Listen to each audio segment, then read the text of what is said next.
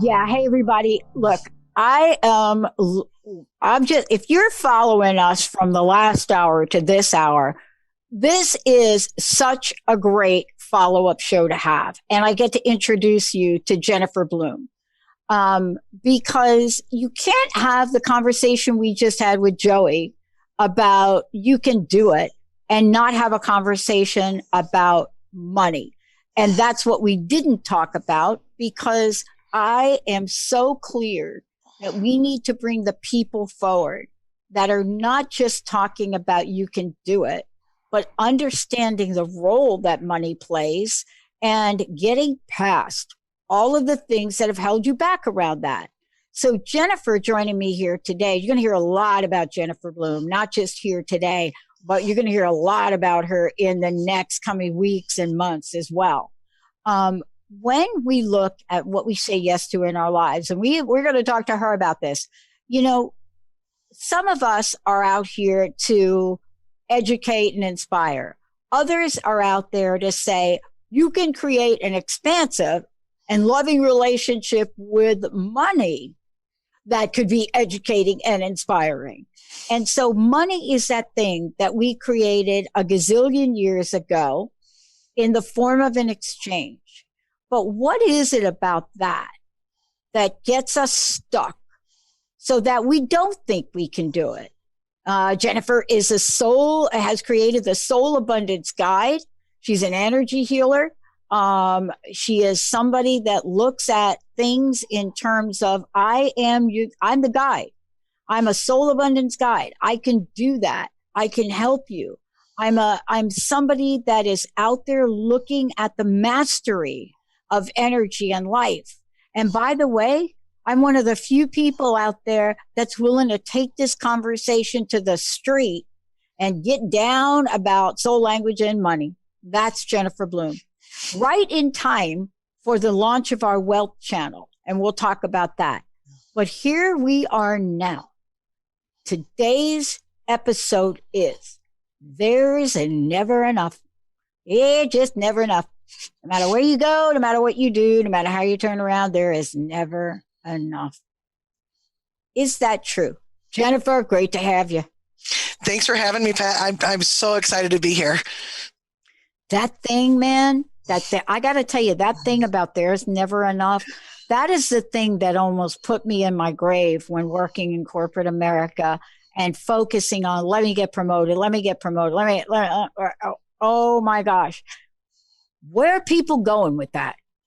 Well, you know, it's amazing. I think all of us, it's like Atlas, right? Carrying the world on his shoulders. And we're always, it's like this message that we've been given from birth of like, keep going, keep moving, keep going. There's more, keep going. And what do you have? Well, it's not enough, right? It's really this message of lack that we've somehow ingrained into us. And it causes a lot of us to have a lot of stress and strain, right? I mean, we hold it in that part of our brain that says, oh, you need to stay safe and alive. So you better get as much of this resource as you can, no matter what that resource is, right? Whether it's the next promotion or whether it's a certain amount in your bank account. Yeah. But you know, the thing that I love about what you're doing and the platform that you're bringing forward, right, is so many people dance around even using the word money. Do you know what I mean? Right. I'm not just talking about, okay, yeah, money is difficult. It's like, don't say the M word. Just don't say the M word. Where is that coming from? You know, what part of our psyche is that coming from? Yeah, that's a really good question. And I think that, you know, money is really, in its origins, in the spiritual world we talk about, we kind of throw this word around. It's energy, it's spirit, right? And yet over the course of the last several thousand years, it's somehow morphed into this dirty, ugly resource that we're all kind of scrapping for. And it has been lodged in that part of us, right? That ego part that says, hey, if I'm going to stay happy, I've got to be alive. So I've got to have this resource. But I do think that people have a hard time talking about it because it's one of those things that should be said in hushed voice, the way that cancer used to be talked about money, because I don't want to be seen as a money grubber. Nobody does. And so it gets really tricky. It's funny. You can go out to dinner, let's say, and you'd be sitting around and people talking about a whole lot of things, right? But when it comes to money, they're usually talking about somebody else's money, right?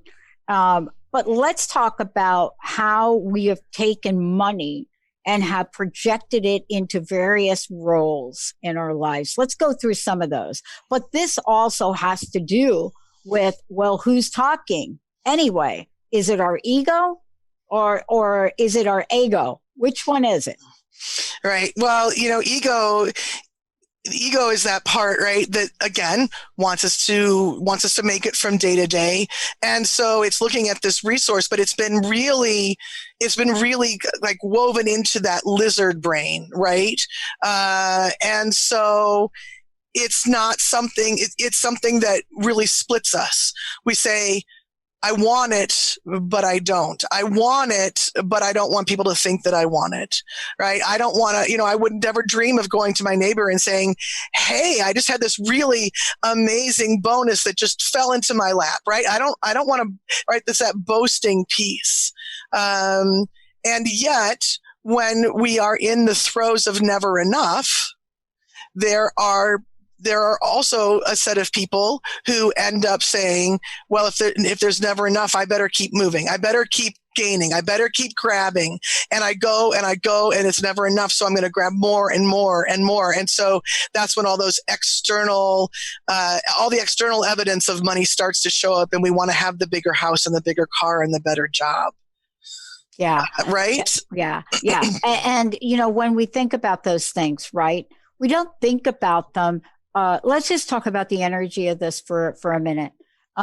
When we're talking about these things with the energy is there's never enough, there is a certain emotional reaction that's happening here that if we're not talking about money, we're not talking about the emotional reaction to it, right? Right. But on the journey of this and having there never be enough, what is that doing to our emotional state? You know what? It's keeping us in lack, right? It's keeping us in a very fear-based place. The focus is always on the empty part of the pie dish, so to speak, right? So instead of being able to be in a state of appreciation for what's here and enjoying what's here, our eyes are always on that small wedge that hasn't been filled in yet. But the problem is that the more we look at it and the more we stay in fear and in lack, instead of that pie part getting smaller, it's going to expand, right? Just from the very energetics of it. And the more we fear it, the more power we give it, the more we end up pushing it away. And it's a dance that, you're going to end up devastated and burnt out before you can really enjoy all the things that you've been working for. Yeah. And, when we're talking about money, there are different roles in life that we have, right? So let's just chat about this for a minute. There's the role we have where you have this job and you go to work, right? And they give you a paycheck. So money. There's this other role we play where maybe you don't work. Maybe somebody else's money is what you rely on. There's that. Then there's the role where you say, I am an entrepreneur. I'm a business person, right? And the reason and there are more roles we can get into. But the reason I'm bringing this up is that it doesn't matter which one you're in, albeit some of them are going to have different effects than others. If you decide you're an entrepreneur and you do not have your money energy intact, what happens to us when that happens?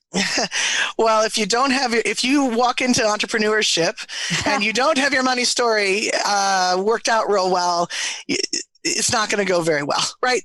Because we're very used to in this society, even though being here in the States, right, we're very used to people pulling themselves up by their bootstraps and going out and being entrepreneurs.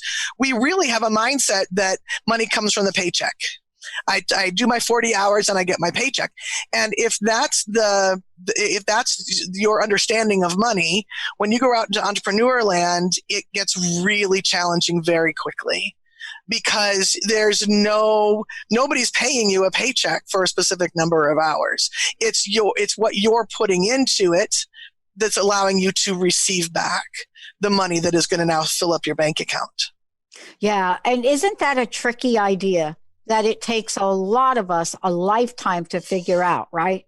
Mm-hmm. Right. And I think that, a really big switch that we need to start thinking about and bringing into our beings is we're not making money. That making isn't the right verb. We're receiving it. Whether it comes from the job or the entrepreneurship, or whether you have somebody who is caretaking you, whatever, we're here to receive it. And once we know that, once we can flip that switch, now we're really in a better, more honest relationship with money. Yeah. And I want to say we are going through the money lies, right? Yeah. We're going through the money lies. Lie number one, there's never enough. We're going to take a short break. We're going to come back with money lie number two. And when we come back with that, it's all about something you are going to be amazed at that applies to every one of us. Money lie number two. You're kind of going to be shocked about it. We touched upon it. When we come back, we're going to talk about that. We are taking your questions as well right here. You got a money story? You want to get some help with it? 1-800-930-2819. And we're right on Facebook too. You want to talk about money? Let's talk about money.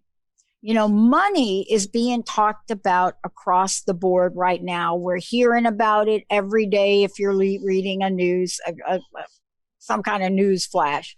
But more importantly, when we come back, Jennifer is going to take us on this journey that seems to be the truth, and it isn't.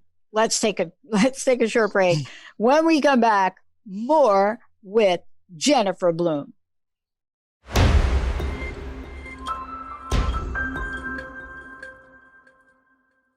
Oh my gosh. Give me my Pink Floyd. Come on, Benny. Bring that on. Oh my gosh. There it is. Hey folks, sometime if you have nothing better to do, read the lyrics of that song. Yeah, that'll fascinate you. Jennifer Bloome is in it. Jennifer, before we look, I'm talking about the lies. I can't wait till we get to lie number two. But during the break, you and I, they're going to have to pull that segment during the break. We're going to have to put that break segment out. But here's the thing. We're talking about the lies. We only have enough time to talk about a couple of them. People are going to want to get some help around this. What is the best way for folks to find out more about you? Absolutely. So the best way is to head to my website, which is jenniferbloome.com. And you can get started right away. I've got a free quiz right there on the homepage. And what this quiz does is it helps introduce you to the idea that money is a relationship, and it's going to show you where you're out of alignment in a couple of different areas. And so that's one of the ways to really get a nice start on getting into a new groove with money. I like the new groove with money. I like the idea of a new groove. And here's what I think that means. Let's just play this before we hit everybody up with the lie. So the new groove is not just if you're sitting there and you do not have money, but you may have all the money that you want in the world. You may be like, oh, I got money. I'm cool. I don't think about it. I got money. Underneath everything, we make decisions every day in our lives about things. So it's not just that thing where you're looking at your life and you're struggling, because this topic affects people that have money and that don't have money. I mean, you can't get away from it. And I was talking with you during the break about a scenario that's a little mind-boggling for me. If you have money, you're not doing good. If you don't have money, you're not doing good. And so my mama used to say, you can't win for losing. Right. But let me finish what mama used to say. Mama used to say, you can't win for losing about the money. But then she used to say, but if you have it, you can pretty much get yourself a seat at the casino. That's just mama. But let's talk about the next slide, because we touched upon it a little bit. And Jennifer, this is the work you do, right? With helping people. You know, your website has got a quiz that people can take.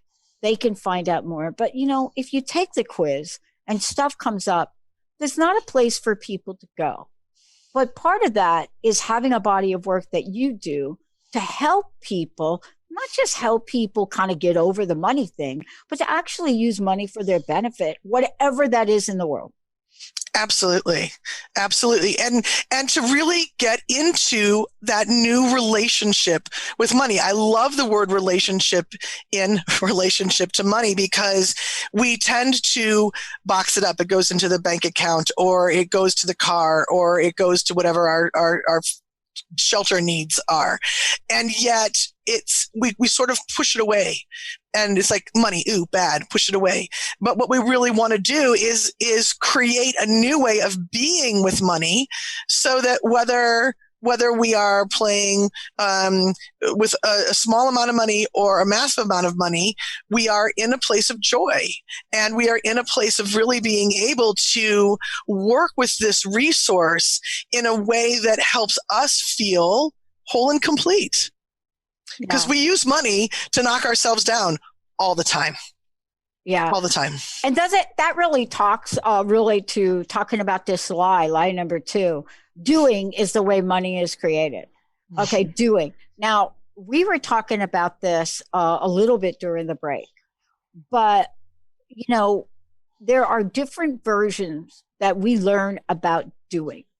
You know, let's talk about money and the role of action. Let's talk about 2 words, money, action, like in the same deal. Yeah. So those 2 words are really linked. Like those 2 concepts are woven together, because, you know, if you were to complain to somebody who said and tell them, oh, I just don't have enough in the bank, they're going to say, what can you do? You know, let's brainstorm. What can you get a side hustle? Can you ask for money? That is really the first thing we think of when we want and need more of that resource. But here's the thing. Whether that money comes to you in the form of a paycheck, or whether it comes because, like for me, if I have a client who pays for my services, or I give money to somebody who's on the street, that's the very last step in the creation process of money. And when we jump right into action, we're doing it the hard way.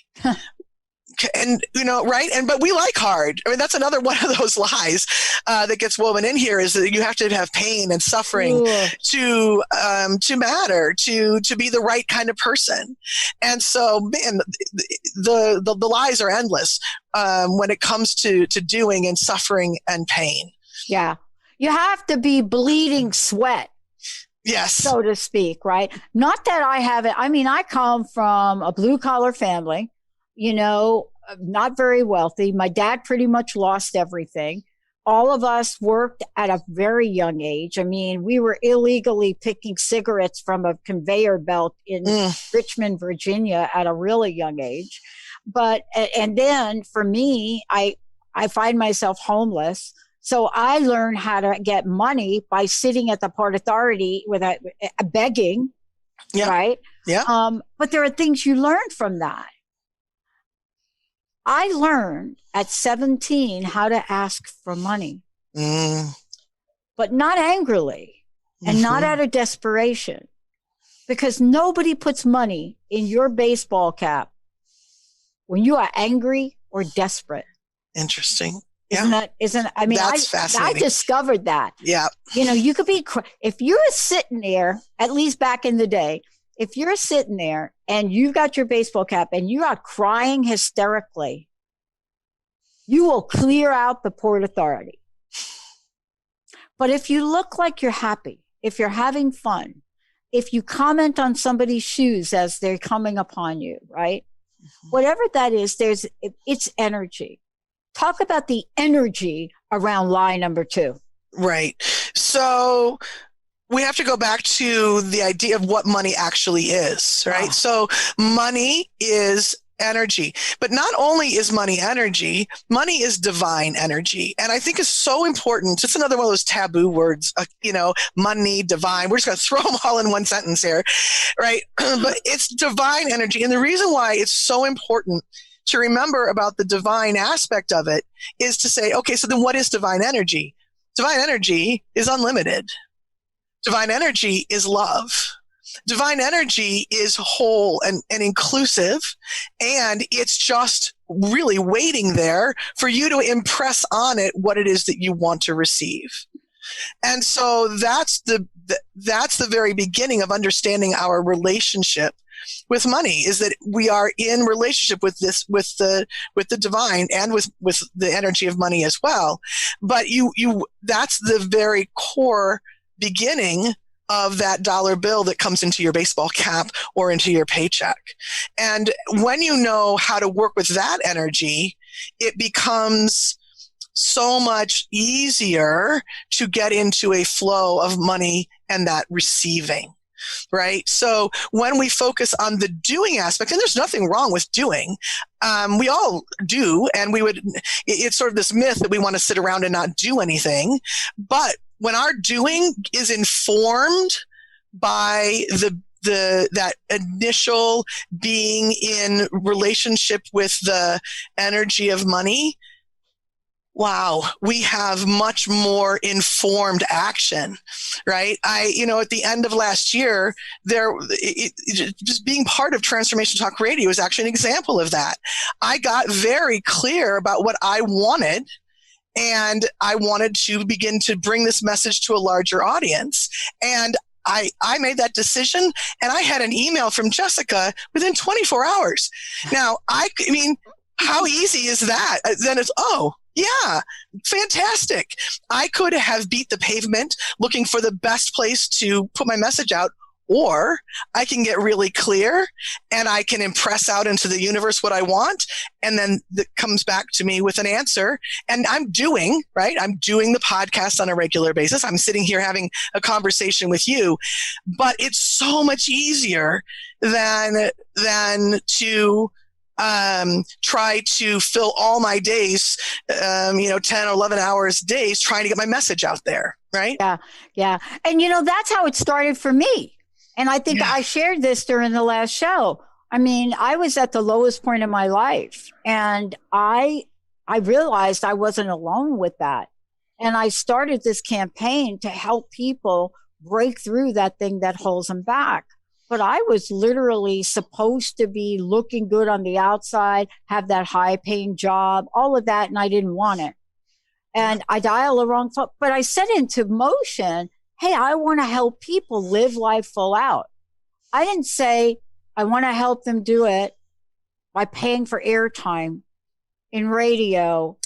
Like, who even knew that was a thing? Right. And I dialed the wrong number into an internet station. And within 10 minutes, a credit card gets pulled out, and I start my first hour. And then 2 months later, the network that we're on now out of Seattle, 5 days a week, just happens to come open. Do you know how unheard of that is? Just 5 days a week in the same time spot. But what can we say to folks? And this really leads to what we're going to talk about when we come back.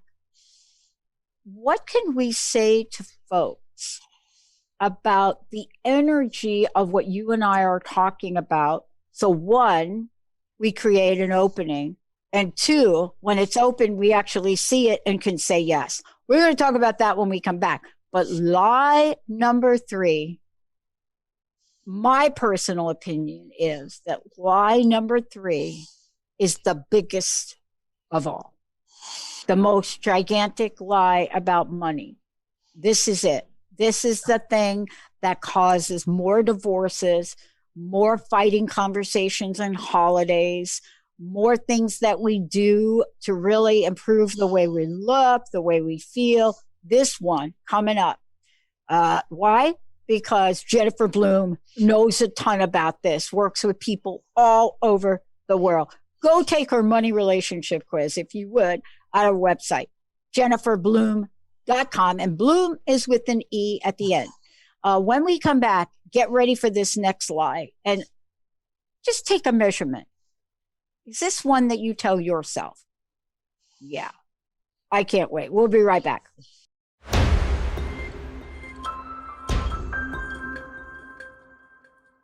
Yeah, I tried caviar. Hey, I'm just saying, I tried caviar.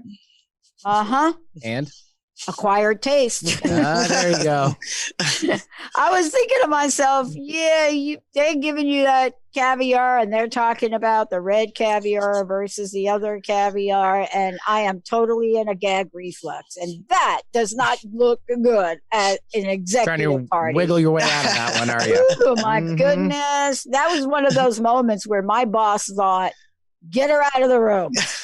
Oh my gosh. Jennifer, look, before we talk about this next lie, this is a big one. This is like gigantic. If y'all don't know anything about anything we've talked about so far, this is the one. But before we do that, let folks know how they can work with you. Also let them know social media page, and also about the quiz.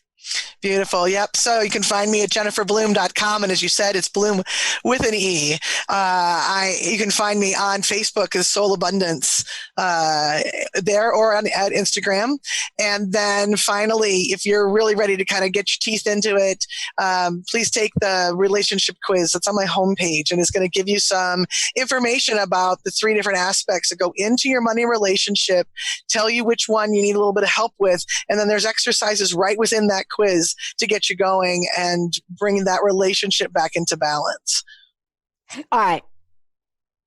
This is it. Tell everybody. Lie number 3. So lie number 3. Drum roll, Benny. That's drum right. Is that money measures and determines your worth. Ugh. Yeah. Is that a lie? That, my friend, is a lie. If you look at our culture, you would say that I'm inaccurate in reporting that as a lie. Oh, no. But it's a lie. And it really is it's a hard one to move through because so many of us believe it that can be a little bit hard to break out of that mold. Yeah. Well, look, we got a question from Facebook that I want to take out here from Charlene, because I waited, Charlene, direct for this particular lie, because Charlene is asking a question. What does it feel like? I think you mean, what does it feel like to be tapped into the energy of money? This is perfect for what we're going to talk about for 4 reasons. 1, there's an energy of money about everything we've talked about, whether you have it or not. But this particular deal about money and the worth, that deal, money and worth, this is a gigantic energy. Yeah. So what it feels like to be tapped into the energy of money is, imagine, if you will, just close your eyes for a second and imagine something that you have unconditional love for. And just let that feeling float through your body. And that is what it feels like to be connected to the energy of money. Because you're connecting to its roots. You're connecting to its resource, it being a resource of source, a resource of the divine. And the divine is love. It's unlimited, unconditional love. And that's so far from what we typically feel when we are looking at our bills or thinking about money in general. And it's also opposite. I mean, it's the feeling I think that a lot of us chase. And for some reason, over the course of the last several thousand years, we've decided that money and what it buys is what we're chasing, right? Because we think that that's going to fill us up inside. And it can't. It can't, because we're chasing the wrong well, it's fun to have all of this stuff. I like stuff. I like what money can buy me, but it is never going to fill me up on the inside. Yeah. Yeah. Yeah. So here's the thing. We try to explain our way out of this. And let me give you an opposite example thingy here. And here's one. Benny knows this, Harley Davidson. I'm a Harley Davidson girl. Just saying, a Harley girl. And so along the way, and I've had one Harley I had was chopped out, crazy, right?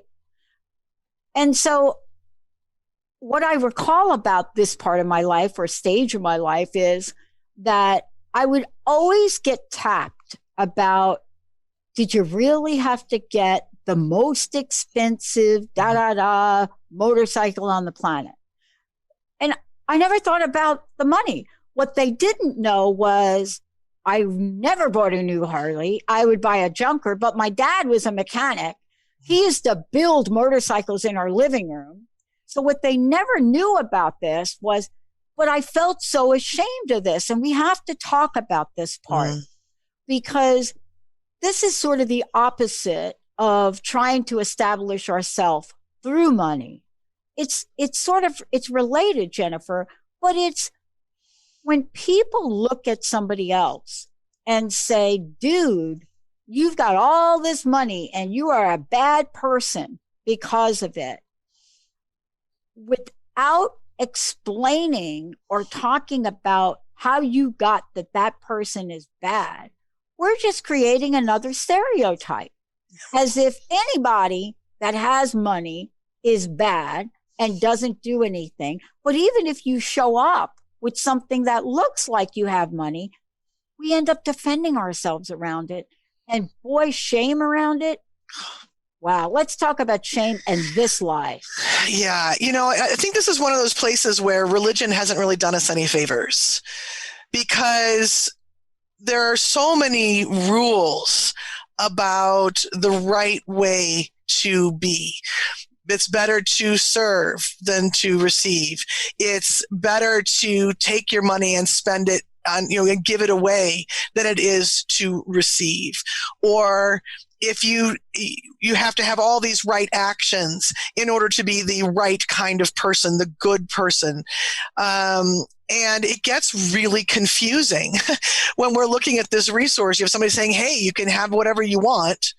And yet we carry this almost inbred, ingrained feeling that money is bad and money is shameful. It's a very confusing two sides of the coin here. Yeah. Right? Yeah. But neither side is the way to go, because whether you're over here, we're still talking about the same lie. It's exactly the same lie.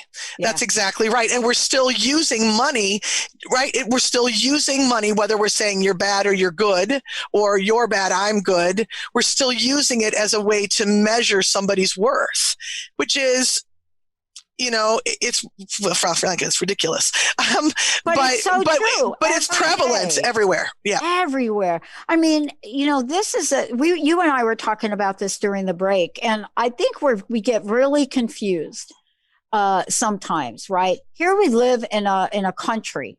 This is our country, right? United States of America. But we're not the only country where what we say is live the American dream. Go out there. Your money-making ability is unlimited. Of course, we know that's not true for everybody, but this is what we say. And then when you get money and you become a billionaire, now all of a sudden, there's something wrong with you. And even if your money is used for good things, and I think we're confusing the issues of money. And part of this is, are we confusing the issues around money because of, we think that you're trying to buy your self-worth?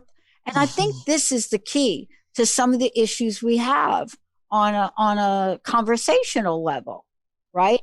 Because if you're somebody that has money, you're probably equally unlikely to get asked to the party that somebody that doesn't have money. That's right. Clarify the confusion on this, because we're creating these baseline markers for this. Right. Well, and I think what it comes down to is that we've been taught that money is this limited resource. And you got to get yours, or I got to get mine before you get yours, or I'm not going to have any left over.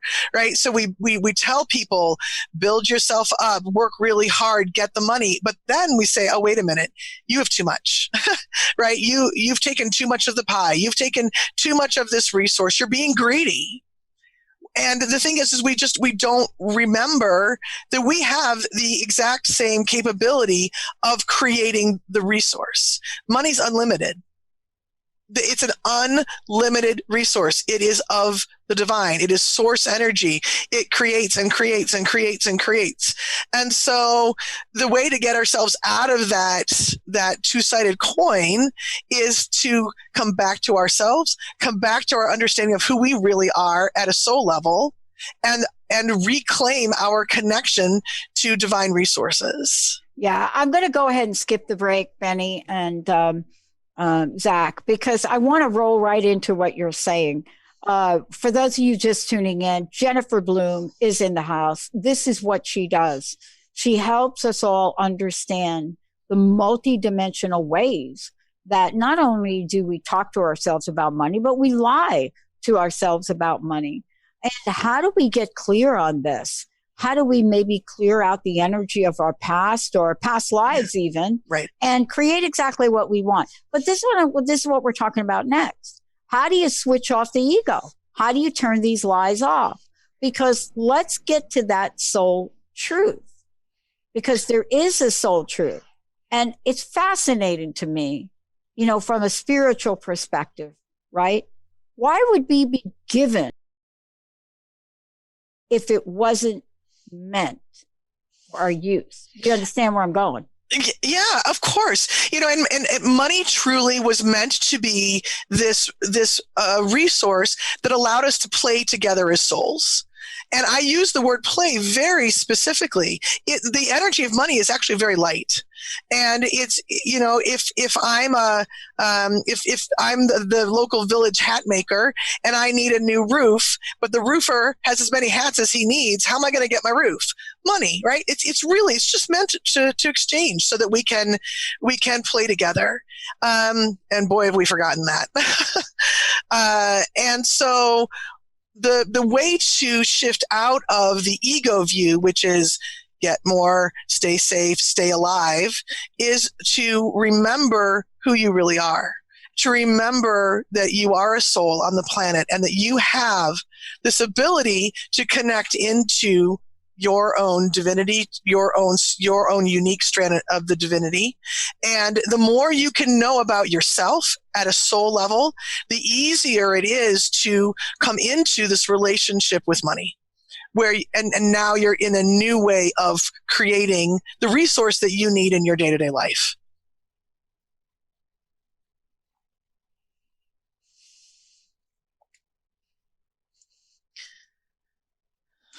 Hey, Pat, did we lose you? Oh, yeah, I was going to say, I wasn't sure if it was me or... No, let me see here. Pat is... Pat, you need to unmute yourself. There I you did. go. I just... yeah. I mean, that I was talking so much that I just didn't... I was thinking to myself, I've got to figure this out for our folks listening. There's a switch. And the switch is, how do we go from 24/7? I mean, we're being bombarded with this. How do we switch it off and turn on the truth? Such a big question. And the way that I like to start, and I start working with my clients around, is to begin to get comfortable in the being state rather than the doing state. And what I mean by that is by being able to start to get comfortable doing something really simple that's going to connect you with divine energy. It can be as simple as standing at your window and watching the birds and the trees or the grains of sand, whatever it is you've got outside of your window. and noticing how you feel as you're standing there, noticing that connection that you have, right? So that's something that was bigger than all of us that created what's around us. And it's a switch, and it also takes some practice. Yeah. Right? Yeah. Because we've been bombarded with this message over and over and over again. But it's really once you start stepping into that being position a little bit more on a little bit more regular basis, you're going to start to see different things happening in your day-to-day experience. Yeah, let's talk about it a little bit, what we mean by different things happening. I think you gave an example before with Jessica, right? But there are many, many examples. And they range from even the most, what you might think is the most insignificant of a thing, right? I had a client, and she was in Europe, and it was wintertime, and she was fighting me hard on these rules. I mean, she was talking to me because she knew it was truth, but she's like, Jennifer, just I don't get this. I said, okay, so what is it that you want to create? And she decided she wanted to create flowers. That was what she wanted. Middle of winter, she's like, I want flowers. So she couldn't. The next time we had a conversation, Jennifer, you're not going to believe this. She said, I went to the park, and there's snow all around. I got out of the car, and what's the first thing I see on the ground? A carnation. Huh. Somebody had been out there for a photo shoot and had dropped a flower. She said, then I went to work the next day, and on my desk was a vase full of flowers. My secretary told me, I just thought you needed some brightening up. Never happened before, right? So it's amazing what the evidence that can start to pile up if you let it be really easy. Right. I had a client who lived in Connecticut and had to get into New York City all the time. Oh. And she's like, I want a parking place wherever I go. That doesn't happen, but it did to her. Right. So we can sort of start to play some of these little games with the universe. And as long as you go into it without an attachment, meaning like, this isn't ever going to happen, or I don't need it, right? As long as you go into it sort of open and curious, the universe can show you some pretty amazing things very quickly, right? And I think that this is really something that I love what you said. This is something to practice and play with, because whether we realize it or not, we're already doing it.